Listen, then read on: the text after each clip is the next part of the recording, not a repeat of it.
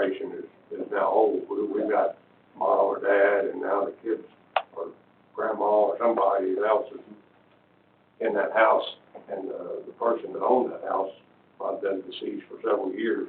So when we go pull the record, that person, or if they are delinquent on that account, that person is no longer living. And we got to figure out now who is living there. And we hand it off to you. We're giving you bad information to start with. But we actually look for deceased individuals because that's a pretty common case in the account. And so that's one of the first things we look for is are these people deceased. I've got a staff member, that's what she does, she just looks for deceased individuals. And if that's the case, then we can feed that information back. And then there's a separate conversation you have with the current resident about why you didn't set up your own account. And I don't know if your code has provisions for penalties for that, but they're not really penalties. No. It's unusual to see. Sometimes there are cases where if you don't set up an account, you can be charged a penalty, but again, the hammer is so light on these because especially if you're not in a home that you own, if you're in a rental, you just get up and move. Well, some of the cities tightened down on that because my other life when I was in police work, we had certain individuals that in the city here that got mad at her neighbor, and when they left for vacation, he called up the electric company and told them, we're moving, cut the service off, and when they came home for 2 weeks, without any notice at all, they're going to walk in the refrigerator, the freezer, all everything's been cut off. And she was able to do it over the phone, just saying who she is. I think there's got to be some safeguard in there of knowing who actually can speak for that account and are they still alive. You know, who is the responsible person for that bill that's still alive?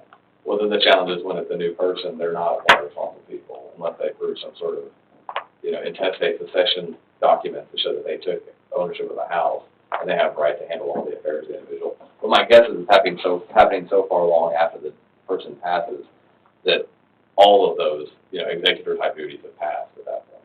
Unless it comes to the point where they're jumping a meter or something, when the police department goes out there, we pull the water account, find out who's in that house.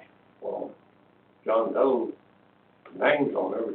We find out John Doe's been dead for 2 years now. So now you got to go back and go find who actually is in the house, who's getting the benefit of that water in this case. And I think it's very important that we update our records and keep as best we can the actual person that's in that house, which is going to be responsible for that bill. I know when the tornado hit, we were going around pulling water records, trying to find out whether someone was dead or in a house or something. We were knocking on doors trying to figure out if there was any injuries in there. And that person may or may not be living or not. You're trying to account for all these people in an emergency situation. So I feel it's very important that we have the right person on that bill. Yeah, I don't specialize in the process the city can go through as far as the public safety concern of that, but I imagine there are some opportunities to do that. But everything that comes to us that's delinquent, we will be able to identify, or we're going to try to identify whether or not they're deceased. We may not be able to find their death certificate, but we'll find out if they were in the news or TLO or Lexus has them as deceased. It might be worth getting some information on that for the current report as well. Additionally, the appraisal district is looking at considering a homestead exemption audit, which is basically looking for individuals that have moved into their deceased family's house and are just living there without paying the taxes and are not updating their water bills. And if they do that, you'll actually find a lot of those very quickly because those will be some of the first accounts that pop up when you've got a deceased person that still has a utility bill. That makes it kind of difficult, kind of like arresting the deceased person. You're finding them, but the staff up here is not going to be looking for that. I mean, our staff does an extremely good job to track things once they're aware of it. Yeah. Just a few weeks ago, person is deceased and the boy was still there. Did not change the account, would not change it, so we turned his water off.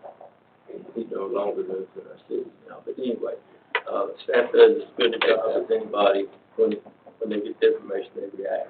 And that's all we do, because we can go out and knock door to door and all of that to find out who's there.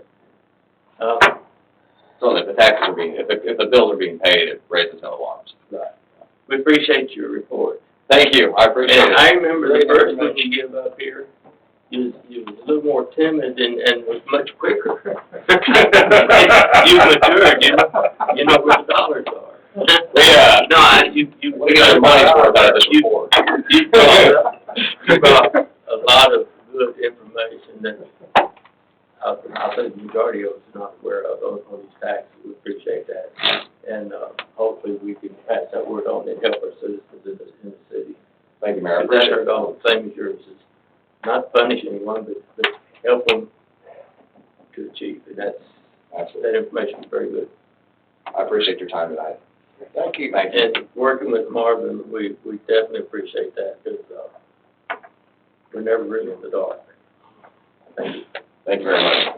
Thank you. Item number 9, discussion and action request from Andrew and Lisa Bold at 1844 Inspiration Lane about purchasing approximately 0.15 acres of city-owned land in order to maintain their property's natural habitat and provide access to the back of the property.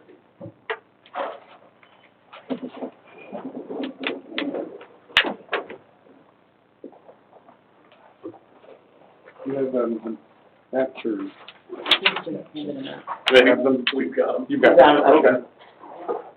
Well, great, we've been in front of you guys before and have been, trying to figure out a process that works for everybody. As you all know, where we live at the end of the block of Inspiration, and we border on the freshwater treatment plant.